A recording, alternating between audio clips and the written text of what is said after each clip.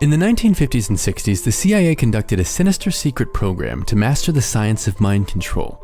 While the secret studies might sound like the stuff of horror science fiction, sometimes the truth is even stranger.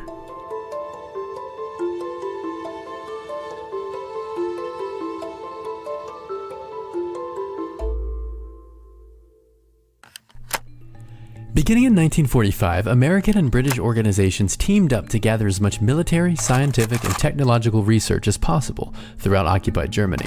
As German research facilities were seized, Allied force groups began to confiscate war-related documents and materials and interrogate scientists.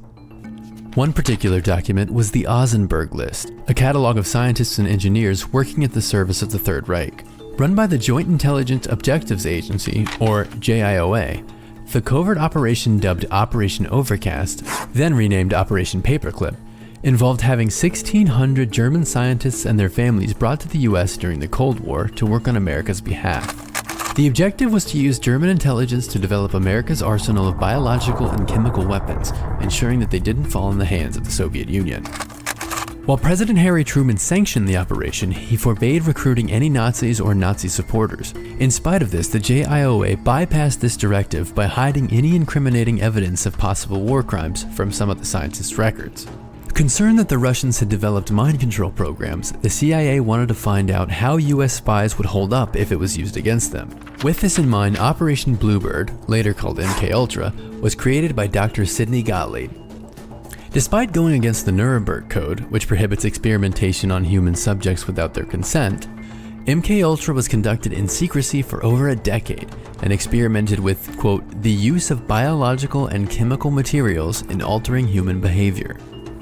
This amounted to many experiments being carried out on an estimated thousands of US subjects, many of whom did not know exactly what they were signing up for. Some of the subjects included sex workers, prisoners, and people with terminal illness. And many of the experiments involved the administration of illegal drugs. According to journalist Stephen Kinzer, who wrote the book Poisoner-in-Chief about Gottlieb, Gottlieb wanted to create a way to seize control of people's minds, and he realized that it was a two-part process. First, you had to blast away the existing mind. Second, you had to find a way to insert a new mind into that resulting void. And what did Dr. Sidney Gottlieb believe was the best way to blast away the existing mind? A newly created drug called LSD.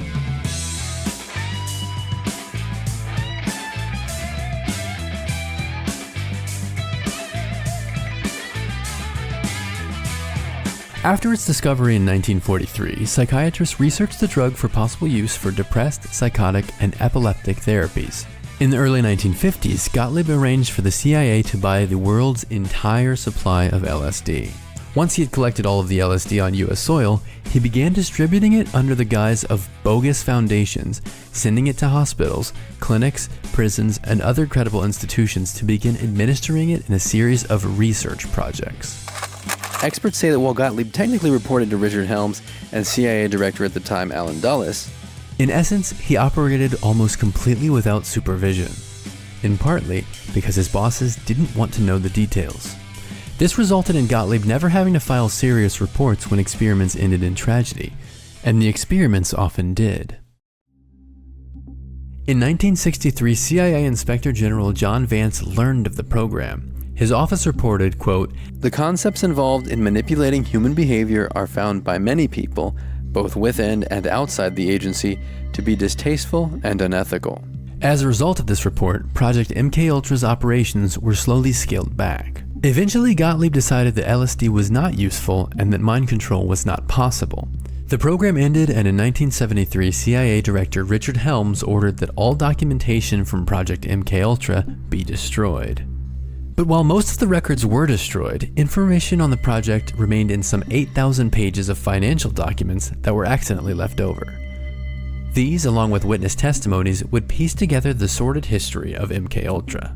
A 1985 Supreme Court document identified MKUltra as 162 separate projects under one umbrella, many of which were conducted at universities and research foundations that did not even know they were taking part in a CIA experiment.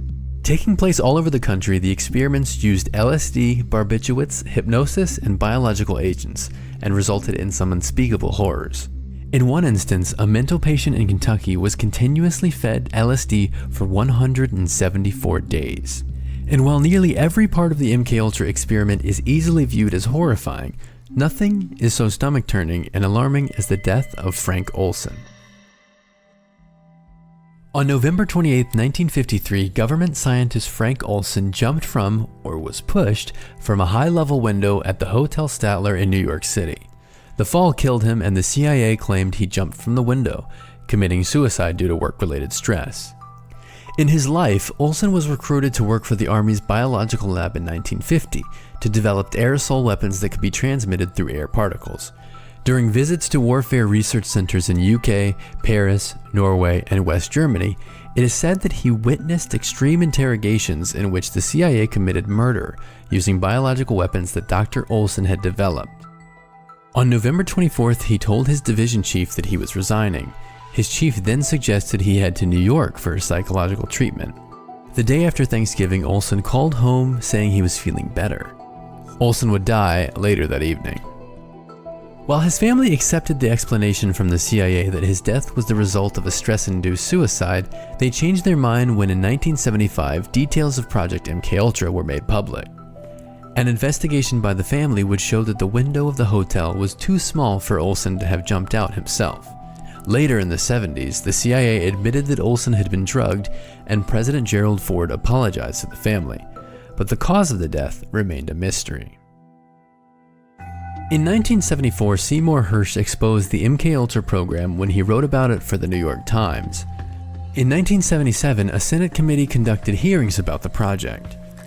They noted that there were effectively very few medical pre-screening procedures in place for subjects targeted in the program. Moreover, the report states, at least one death, that of Dr. Olson, resulted from these activities. The agency itself acknowledged that these tests made little scientific sense. The agents doing the monitoring were not qualified scientific observers. The test subjects were seldom accessible beyond the first hours of the test. In a number of instances, the test subject became ill for hours or days, and effective follow-up was impossible.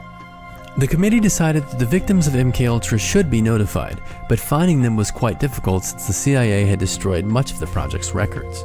While lawsuits were filed and court cases heard demands for restitutions for victims and more information be released, ultimately little was done. According to San Francisco Weekly, only 14 people were actually notified, even though potentially thousands were exposed to MKUltra experiments. In 1994, Frank Olson's son had his father's body exhumed. A new investigation showed that Frank Olson had suffered a blow to the head before falling to his death, but a New York District Attorney investigation showed inconclusive results.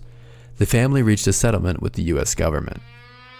While so little of what actually went on as part of the MKUltra experiment is known today, the experiments have become intertwined with pop culture. Not only have the experiments inspired media such as The Manchurian Candidate, American Ultra, and Stranger Things, many prominent authors and artists like Ken Kesey, Allen Ginsberg, and Robert Hunter, lyricist for the Grateful Dead, were not only inspired by LSD, but originally got it from MKUltra experiments. Interestingly enough, while at this point universally condemned, this secret Cold War government experiment known as MKUltra has resulted in effects that have been seen by a lot more people than will ever know the project existed.